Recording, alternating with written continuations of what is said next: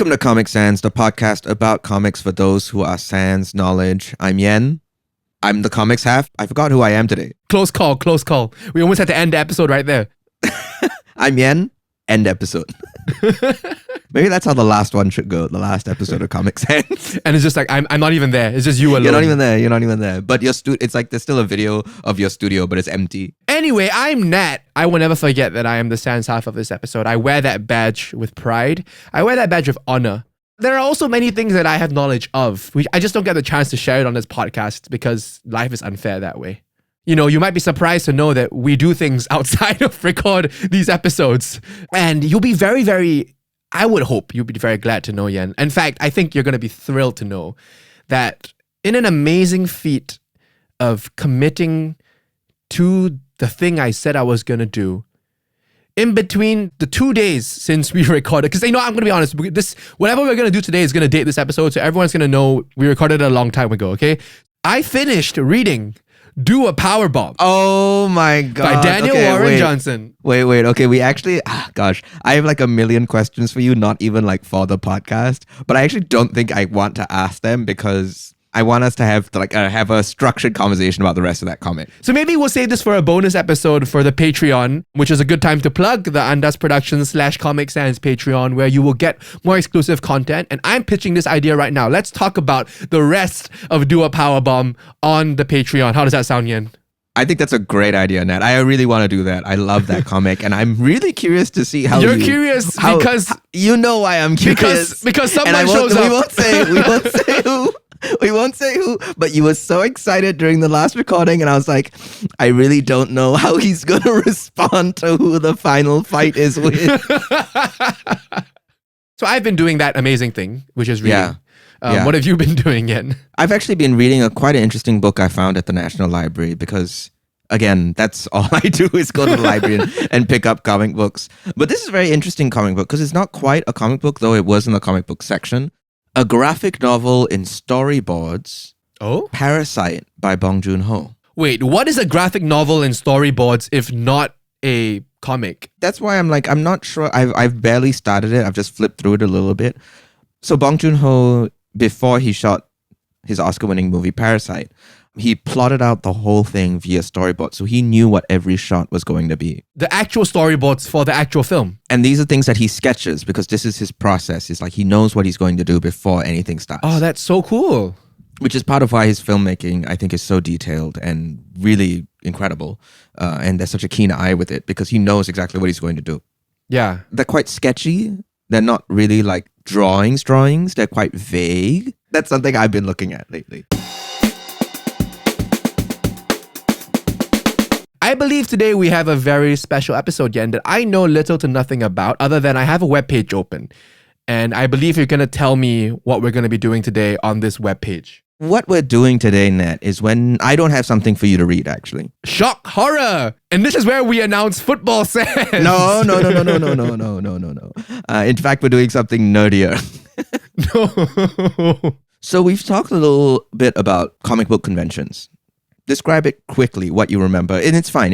Just the broader strokes of what a comic book convention is. It's an event. It's like an expo where you get creators, you get fans all together in the same room, and you get there's often cosplaying involved. And it's just a celebration of the medium of what has been created, and it's a chance to meet your heroes.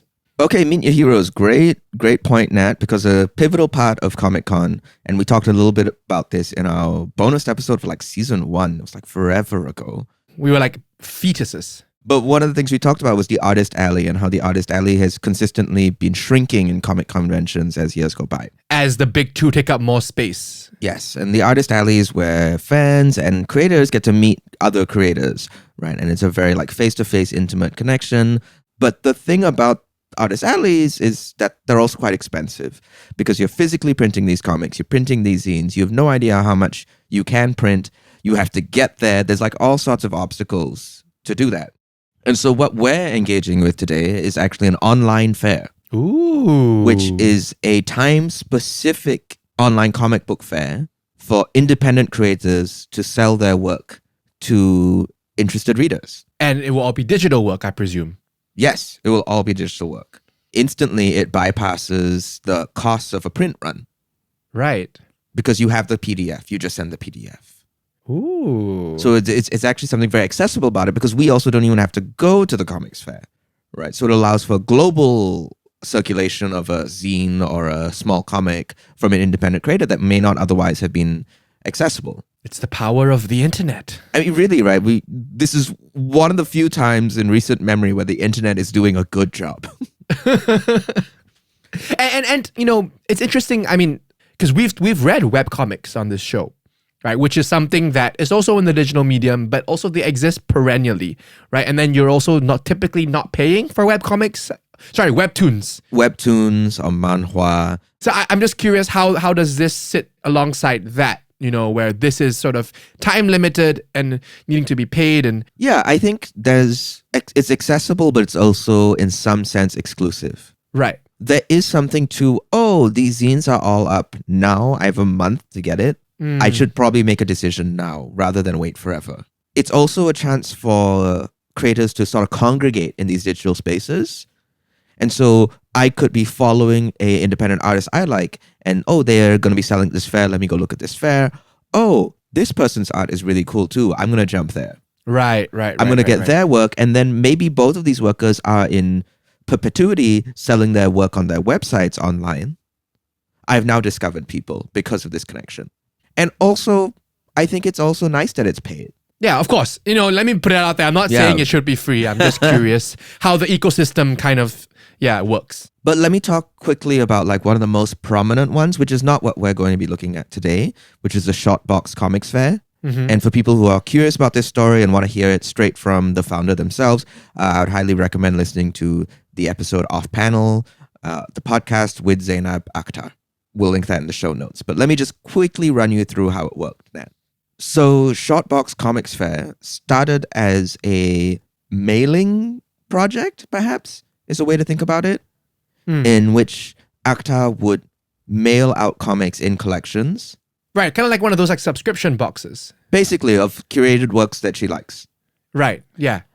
And then she realized, I am now just reprinting the comics instead of getting them shipped to me from these artists because now I can bypass one level of the shipping process. And then this became quite successful. And then she kind of became a publisher because she was essentially publishing comics and people wanted to be premiering with her. And then she started to burn out on this aspect of it. The model was quite difficult. And she really just wanted to be sort of a tastemaker. That was where this impulse started from curation. And then this thing happens called COVID. Oh, what's that? That'd be crazy. COVID sense? COVID sense. And in this sense, the pivot to digital actually makes total sense. And then she ends up starting this online comics fair, which has sustained since. But the cool thing about this, Nat, is that I don't know if you remember this, but in our bonus episode with Ren Galeno, or maybe in the main episode, she plugged an upcoming work that is going to be coming out via the Shortbox Comics Fair. Oh, cool. Yeah. So, and that's a really cool thing, right? Because Ren is based in the Philippines. If this was San Diego Comic Con, she'd have to go there and do it. Yeah, right. But there is still a curation process to these, right? Not anyone can just submit any old thing, I imagine. At the heart of it, there is still a curation process. So there's still an application. There's still a necessity to make sure the works meet a certain standard. Still, those standards can vary a lot, right? I think there's also like a level of technical competency, even if the work is avant-garde or strange or weird, because I think that's what a lot of this work ends up being. But a lot of it is very, very cool. I think all of it is pretty cool. The fact that it exists is always very cool. And the fact that it's very much supporting creators, right? Because the rights remain with the creators. And the second it goes off the fair, it just goes back to the creator. Nice. That's what we want to see. So actually the Cartoonist Co-op also had their own called the Nib in Ink Festival. That was earlier this year in May of 2025. And the Cartoonist Co-op, if you remember, Nat, was run by /founded by Sloan Leong, co-founded by Sloan Leong. Yes. And I think this is just a really, really cool way to get comics in front of people in an ethical way that recognizes artistry. And we're all for that here. Today, Nat, we are going to be browsing ourselves on Ladies Do Comics. Ladies, with a Z, Do Comics. Nice. LDComics, what they're also known as, has their own online comics fair. And thankfully, we've just slid in under the window when it's still open. So unfortunately, listeners. By the time you hear this, the fair will be closed, but it will reopen next year, and there are more fairs, and there are other fairs, as Yan has mentioned. Yes, and specifically, Ladies Do Comics or LD Comics has said that there'll probably be another one in 2027. Ooh, 2 years' time. 2 years' time. They had over 100 people apply, and there's over 80 artists participating in this fair, in this online fair, which is super cool. And though you may not be able to support LDComics Online Fair right now, you can support it in 2027, or you can just look up what are the online comics fairs that are happening, because these are happening year round. There's just so many different types of these that all perhaps are different flavors. Look up your independent comic artists, see where they're going, see where they're selling, support the work. And so we, I believe, are going to be doing some shopping today, right, Yan? That is correct, Nat. We have been given a handy-dandy little budget of £17, and Nat and I are going to go do some shopping. And if you'd like to listen to our shopping, you can check out the bonus episode that will accompany this episode, which will show Nat and I discovering, scrolling, searching, foraging. But within this episode, Nat and I will actually be presenting one comic each that we chose from Ladies Do Comics, from the online fair, and presenting them to one another. So we will both be Comic and Sans. Comic Sans is what we will be. Comic Square, Sans Square, or Comic Sans in brackets Square. That's the most efficient way to do it. Those are the same things. Yes.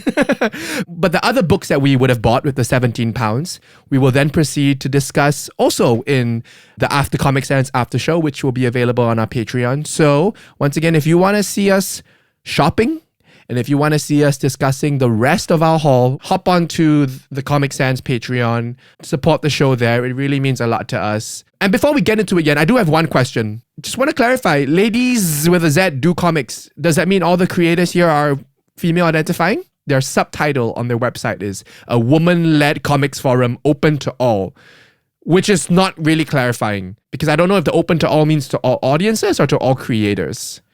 I think it's interesting that you're really fixating on the gender. No, I'm just and curious. it feels like you're just trying to determine how much you should support it. No.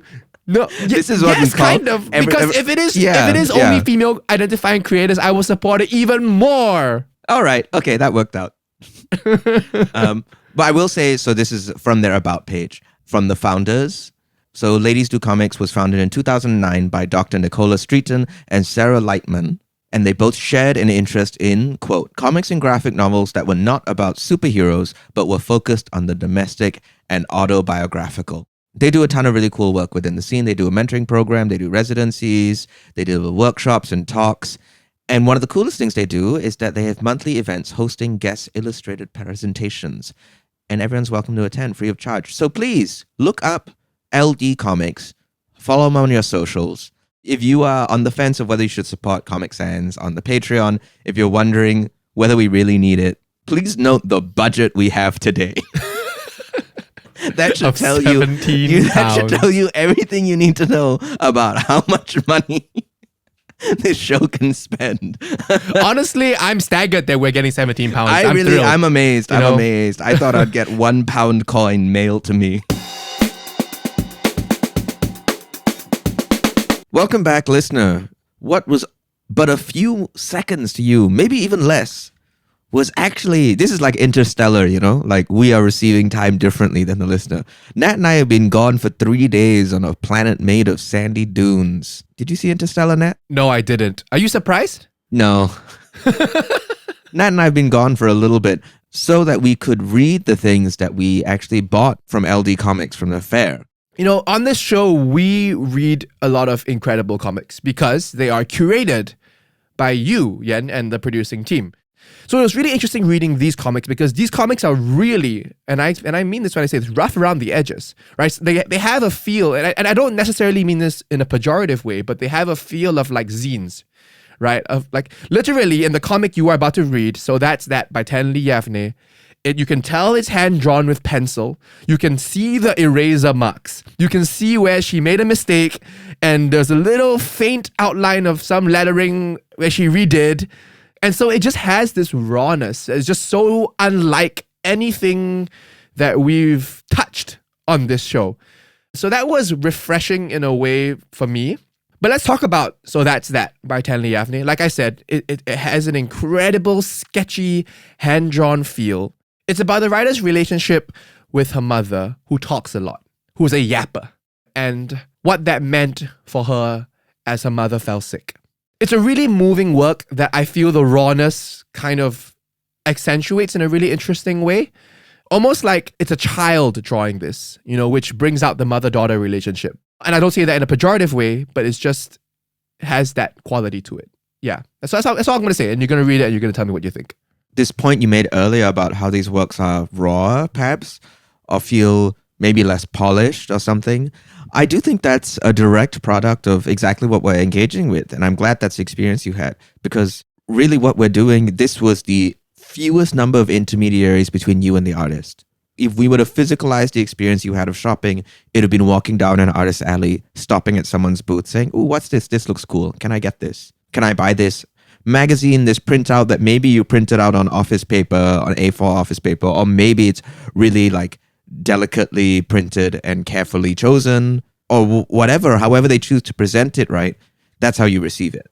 Would you prefer something with a bit more of a whimsical allegory? Okay. Or a snippet of what feels like an autobiography? I'm going to go with whimsical allegory. Whimsical allegory. So Nat will be reading The Last Letter by Kai Dillon. Okay. And I will say nothing else about it. Oh, well, that's it. I gave you so much. No, but it's all there. I think it's all there. Okay. Now we will go and read these comics and we will be right back. Shall we start with mine, Yan? You read So That's That by Tenli Yavneh. Yeah. 5 words, it's tough for these comics because they're like not very long. So Yeah. Let's do one word, Yan. Give me one word to describe what you just read. I want to say raw, but that's already a word we used. Yeah. Look up some synonyms for raw. Uncooked, but that's absolutely not the case. This is very cooked. This is very cooked, even though it might seem not at the surface. I think it's actually a very evocative piece of comic. Yeah, we'll get into it, but let me do a very quick summary. So That's That by Tenli Yavneh. As I said, earlier, it follows the relationship between a mother and a daughter, and it starts kind of in the present where the writer says, "Mom, I wish I could talk to you." And then there's a rewind sequence, and then she begins talking about her mother and how she was basically, in essence, a yapper. She would make comments that were unwarranted and uninvited, and always just say, "I'm just commenting." She would give her opinion on things and no one asked for her opinion. She would just keep talking and talking, and then it kind of tracks that change over time as they move to different cities. So her mom was in New York and the writer was in California, and then at some point, her mom falls sick. She develops Parkinson's, and then she passes away.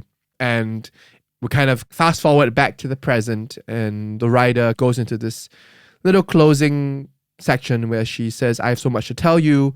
What would you say about all that's happened since you died? What would you think of my comics about you? One thing is certain, I'm just commenting." And that's such a great way to end the comic, invoking her mom's words there. I thought this was really beautiful. And so to really get into the visual style of it, I would say this is something a little bit like a Linda Barry style, perhaps. We haven't read her on the show before, Nat. But I do think there's just something very direct and straightforward about it.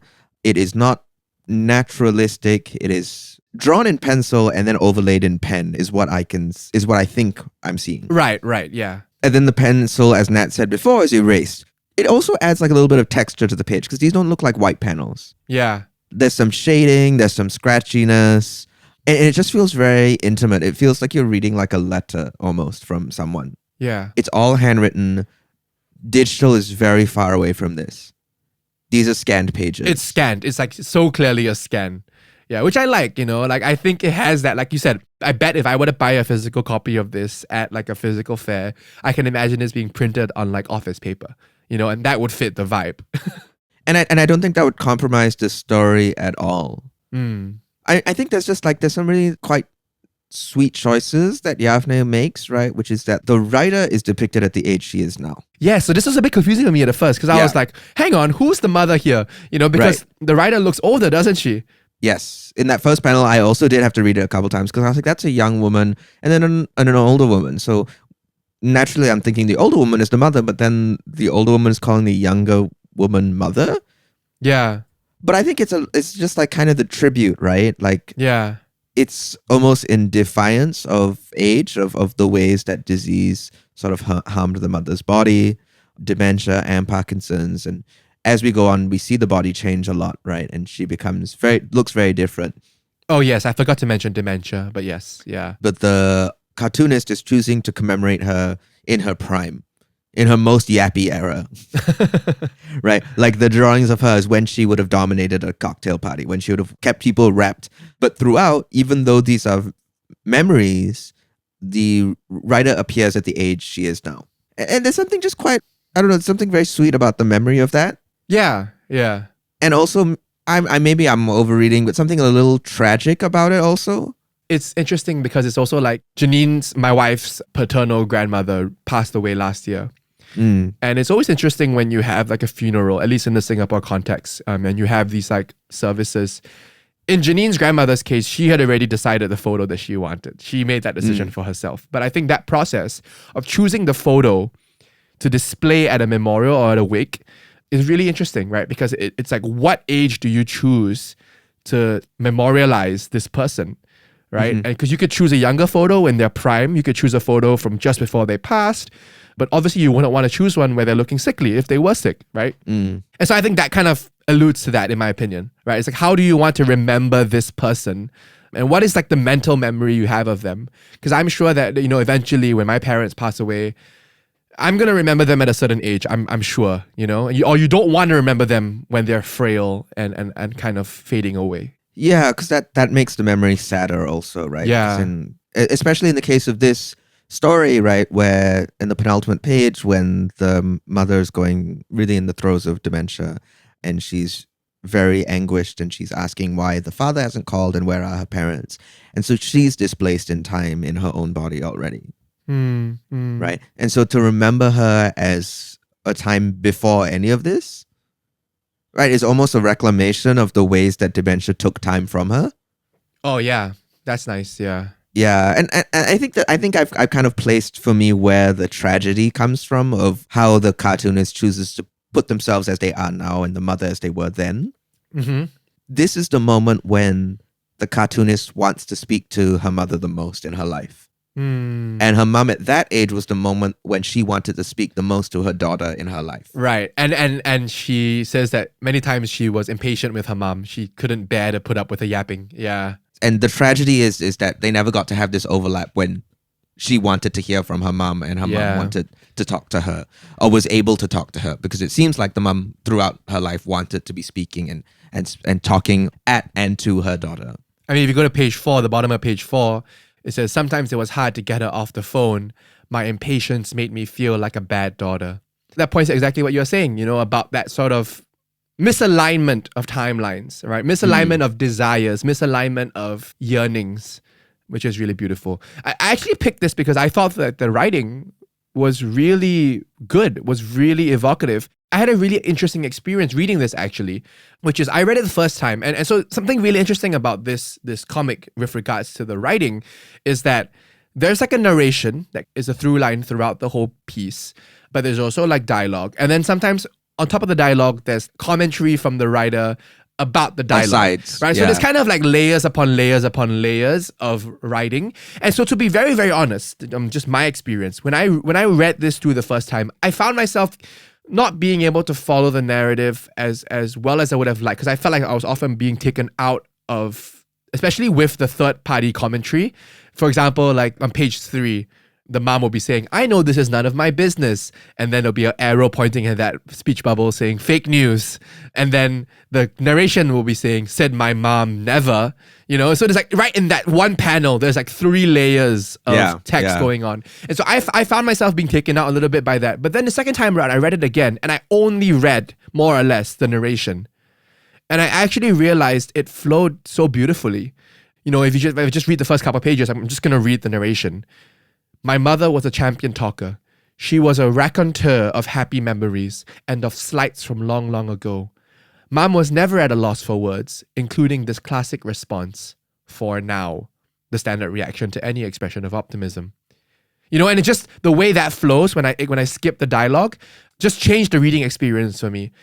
And I don't necessarily know that points to like, what she could have done better or whatever. I'm not interested in that so much, but I just thought that it allowed for a different reading experience, which I enjoyed. Yeah. Yeah, two things on that, Nat. I think that's a great point. It does make it feel like perhaps this cartoonist style is that she's driven by that narration first, does the paneling, and then fills it in with the scene.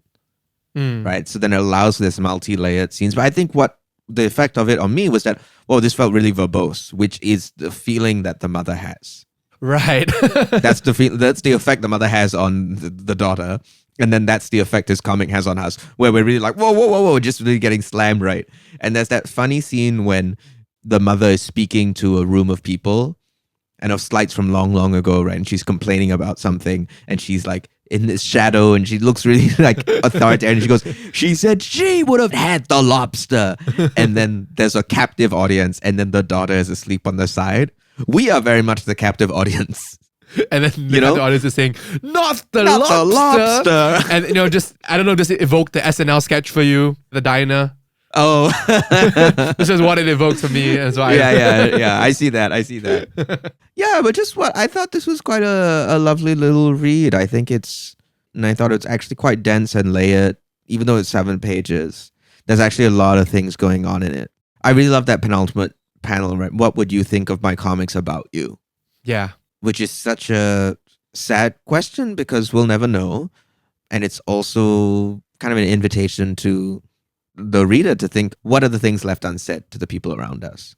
This is just a completely personal aside. I picked this comic. I believe I said this, when we were shopping. But I picked this because I resonated with the subject matter because Janine's maternal grandparents, her grandmother is a yapper. Like, I mean, beyond, like maybe even worse than this yapper.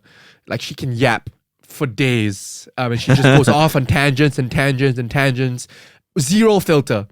And then her grandfather is currently suffering from dementia and Parkinson's. And so this portrayal of this writer's mother was just a perfect sort of amalgamation of these two real people in my life, in my family's life.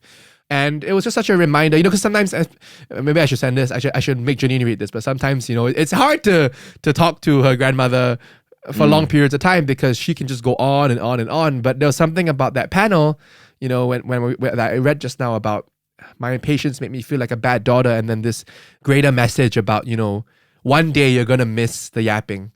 I think it's very real and very moving. And it's a very important reminder to all of us, regardless of whether you have a yapper in your family or not, to like cherish the time that you have now with your loved ones because one day they will not be here. Yeah. And so, we don't get emotional very often on this show, but I think this was a good reminder. Yeah, good pick, Nat. Great pick. I'm glad you read the description and stumbled into it. Let's move into what I brought to you, which I don't think is necessarily... It's still wistful. Like, it's not comedic. It's also about goodbyes. It's also about goodbyes. So thematically, it's similar, even though the tone of it is very, very different. So, Nat, can you give me one word to describe The Last Letter by Kai Dillon? The word I'm going to use is floaty. Yeah, nice. Yeah, I see that. Because there is a lot of literal floating in this comic, things that shouldn't float. But I think it also points towards the vibe, the whimsical vibe. And so, Yan, tell us what this comic's about. To start, I'm just going to read out what the first page is, which is inscribed onto what looks like the shape of a postage stamp. And this is a note from the author. In London, there was once an underground network devoted to mail. This comic tells a fictional imagining of the last letter's journey on the final day of operation. And so that's what this whole comic is about. It's about a person who works on this railroad and is upset that it's closing and there's one letter left, and decides to take the train car on one last spin, and then kind of gets lost into the ether as the railway shuts down, but ends up delivering the letter. That's about it. Yeah. I say that's about it, but I don't mean to, that's not diminishing it. It's a sentence, but then told in the comic form, I think it's quite beautiful. I thought this was quite a lovely comic. There are some incredible panels here. Let's just go to the one where the train begins to break down. Yeah. So there's just like, it's kind of a 2-page spread, but not really. I guess it's 2 1-page spreads. The page turn before is the character saying, what's going on? And then you paint the page, and then you have these like just individual cabins just floating in what looks like some sort of goop. And they're so like malleable in a way that trains shouldn't be. And then on the right hand page, the train literally begins to like drip apart. Yeah. It's such a fun interpretation of the railroad being closed down, because Dylan doesn't imagine it as, oh, they boarded it up or they filled it up with cement. It's no. It ceases to be of existence. If I was to be so daring as to give myself one word to describe this comic, which was the first word I had, it's like microbial. Oh, interesting. And I think you say that also because in the background of these two pages, but in general, throughout, whenever we get to these sort of like whimsical, ethereal pages, Dylan uses these motifs of circles. They're kind of like translucent, colored circles. And to me, it actually gave the vibe of like confetti almost. So you got microbial, I got confetti. So at the start of the comic, these characters were attending some sort of like farewell party for the train. Doesn't look like a big deal, but it was kind of an understated goodbye party because they literally had on the wall, on 3 A4 papers, the words goodbye, but it was like GOODBY and then E on the last one.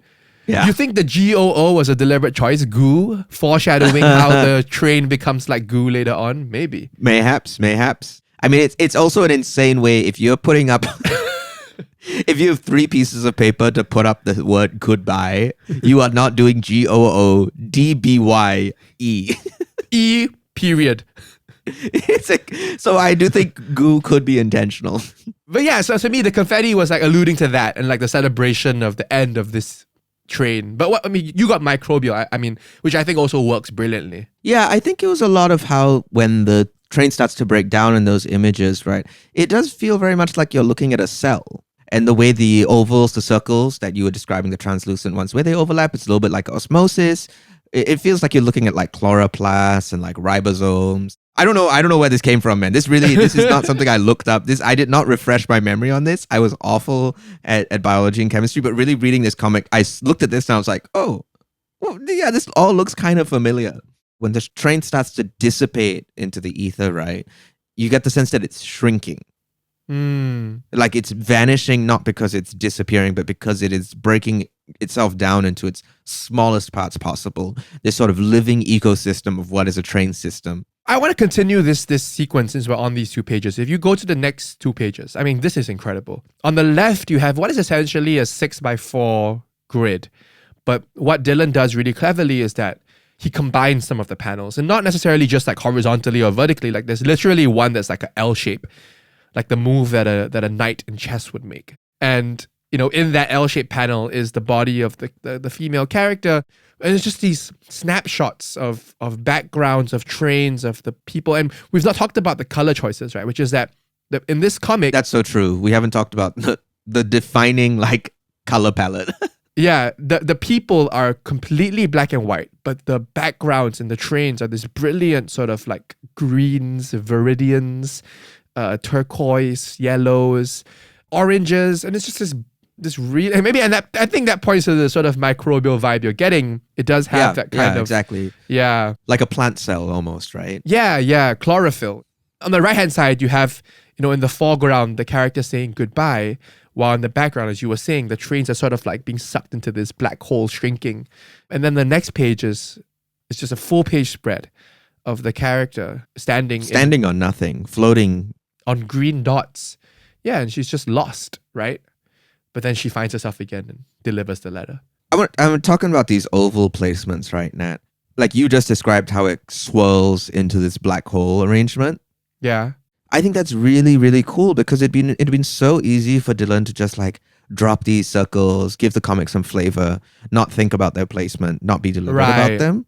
But the same thing happens a few pages later when the protagonist finds the door. And what was a very dense, clumpy sort of black hole that the train disappears to is now almost like a gentle swirl, forming essentially like a tunnel towards her destination. You can feel the movement even though it's a static image. Yeah, and I think that's really clever and such a small choice that actually brings the reader to the place with the protagonist. Yeah. And I want to point out something really, really important, which is that when she goes and rings the doorbell and then this guy looks through the window of the door, I think he has the same eyebrows as me. That's really important. That is really important. Yeah. Thanks, Nat. Which is like bushy. I've been told as a kid, and I was bullied for it, that I have caterpillar eyebrows. So I think this representation is really important. Thanks, Nat. Anyway, the letter gets delivered and we do see the letter. And I really liked how sweet the choice was here with the letter. Because the color palette changes completely. The second the letter gets delivered, we shift away from the green yellows. The yellow starts to take dominance along with an orange. And the green practically disappears. What I love about the actual text of the letter is that it's so insignificant. Yeah. It's not about like, oh, your mother is sick and and so they had to deliver this letter and that raises the stakes. It's literally, I'm going to read it out. Dearest Peggy, the sweet postcards arrived last week. I've loved the pressed flowers. It was nice to know you gathered them. All sweet tulips. Here it is, almond blossom time. You seem to do a great many things these... Doesn't finish. I love that choice. It would have been so easy to make it some melodramatic, right? Because the mantra that the protagonist keeps repeating is, it's not just a letter. Yeah. Right? It's not just a letter. And then here we find out, it's not just the words either. It's the sentiment that's underneath it. It's the pressed flowers that are being lovingly sent to someone. There's no dire message at stake here, but there would have been some love lost if the protagonist didn't do what she did. This is really one of those pieces of art where like the central question that bubbles to the top of my brain is like, how on earth did the creator think of this idea? Like how would you, I'm my guess is, they probably learned about this railroad and then just started imagining what the last one would have been like. It's such a tangent and it's so cool, but it's just like, wow, how did you even get here? Yeah. Yeah, I think that's a great point, Nat, because we were talking earlier about how some of these comics feel like raw. But I do think that in this case, Kai Dillon's style feels very fully formed. And so it almost feels like he had the premise and then he just already knew what he likes to draw and then he just went from there. Because there's some really inventive page layouts too. Like it's not just like panel, panel, panel, panel. Like the opening panel is this sort of circle of the world being trapped by a train or being encircled by a train while there are letters in the middle. And then the next page is just all stamps. I would love to see like a expanded version of this, like a skip-esque kind of journey that these two characters take on this disintegrating railroad through different worlds. I think that would be really cool. That's exactly, I'm so glad you brought up Skip because I do think that's also why I thought of Microbial, because in Skip, the two characters do have that little sojourn. One of the multi-dimensional hopping things is into like a microscopic world. Yeah. And that's kind of what I thought of when I saw this. I do think this is the ideal outcome for a fair like this. Right. Which is Nat and I have now both discovered really, really cool artists that I'm going to go follow them. I think Nat's going to go follow them too. Would like to see what other work they produce. And it's because of this fair. It's because this fair was able to basically cut through all the red tape, comic to reader, direct interface. We got to receive it. Love to see it. Yeah. Love to support artists. Again, I don't want to infantilize these comics and make it feel like, oh, because they're in a different stage, a different playing area, they're not like, but I do think there's something about like, it was really nice to spend time with creators who are doing something very different from what we're used to. Yeah. They are not bound by any of the conventional models that we've discussed on this show. They're not bound to a vertical format. They're not bound to a page count, to how many things they sell. These really feel like works that were made because they wanted to be made. Is there anything we need to do to end this episode yet? Because this is a strange one. I'm not sure how the pipeline is going to fit in, and I'm kind of stressing out because I don't know how I'm going to sing my song. Yeah. We can't ask, will you keep reading? Because we already read. So I'm lost. I think the question is, would you visit one of these fairs again? Or would you recommend this fair to people? It could be LD Comics, which I think we had a good time with. It could be Shotbox. It could be the Nib and Ink Festival. What do you think, Nat? Oh, yeah, 100%. I think we were very fortunate to have a budget bestowed upon us of a whopping £17.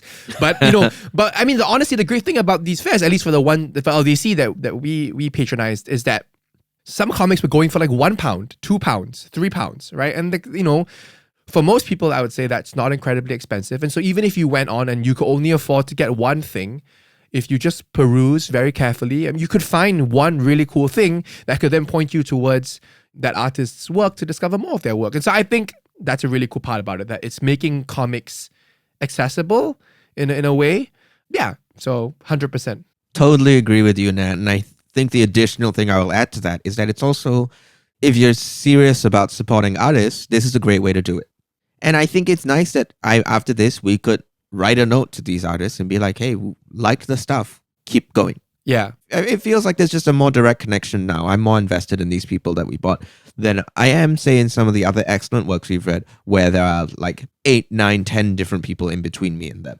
So is there going to be a pipeline, Yan? Are we going to go pipelineless? I'm trying to do that. No, I'm going to sing the song anyway. 1, 2, 3, 4. Pipeline, pipeline. Come on, everyone, it's pipeline time. Oh, okay. That is a great question. Who?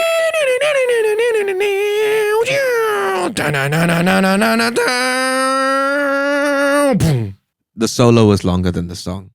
I think a question is, who would like a comics fair like this? Who would like an online comics fair like this? I would say if you are an artist, not necessarily just a comic book artist, any artist, if you are a musician, if you are a visual artist, if you are a writer, if you are a dancer, if you are whatever, right?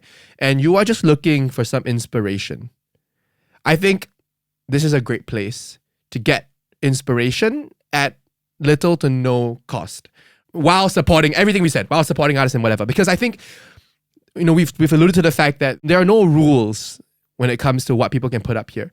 And so you can get the quirkiest stuff, the strangest stuff, the most moving and heart-wrenching stuff, depending on what you're looking for. And I think that can serve as inspiration for whatever you're making. And yeah, so that would be my suggestion. I've got a great answer actually, Nat. Okay. Not that your answer wasn't good. I think your answer was good, but I've got a great one. Okay. If you like farmers markets, this is farm to table comics. They are growing their tomatoes fresh for you. Organic, no insecticides. No GMO. Some of the produce may be a little rough around the edges. Mm-hmm. It might be something you wouldn't find in a grocery store, but you know where it came from. Unlike what typically you would buy at a farmer's market, this produce lasts forever because it's PDFs. Thank you, Nat. I'm just trying to make clear where the metaphor ends. Yeah. I think you found as far as the metaphor can go. Well, that's everything from us about the online fair. Well, not everything, because if you want to hear us talk about the other 3 comics that we both bought, 6 in total that we haven't talked about yet, head on down to the Comic Sans Aftershow on the Andas Productions Patreon, where we will be continuing that conversation. Otherwise, Yen, what are we reading next episode? I think doing an online comics fair was a little nuts. We're staying nuts. Okay. If you like Instagram, I wouldn't say I like Instagram. I feel like I have a love-hate relationship with it. I'm kind of like beholden to it. But go on. That's it. Oh. That's it. Now I'm intrigued. You're setting the nuts bar high. If you have a nut allergy, don't listen to the next episode. That's all I have is a deep sigh. Well, we'd like to thank again LD Comics for the work they do. Shout out once again to Kai Dillon, the artist and cartoonist of The Last Letter, and Tenli Yavneh, the cartoonist and writer of So That's That. Thanks for listening, and we'll see you on the next page.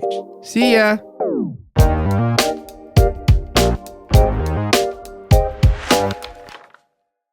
Thanks for listening to Comic Sans. This is an Andas Productions podcast hosted by Mal Yante and Nathaniel Ma and produced by Scott Lee Chua and Roshan Singh Sambi. This episode was audio edited by Maddie Searle and video edited by Kit Ling Leong. Our cover art is by Isabel Fang with motion graphic animations by Konechny Studio, Mariana Rudakova. If you enjoyed this episode, don't forget to rate and review Comic Sans. And while you're at it, follow us on social media at Comic Sans Pod. Links are in the descriptions below.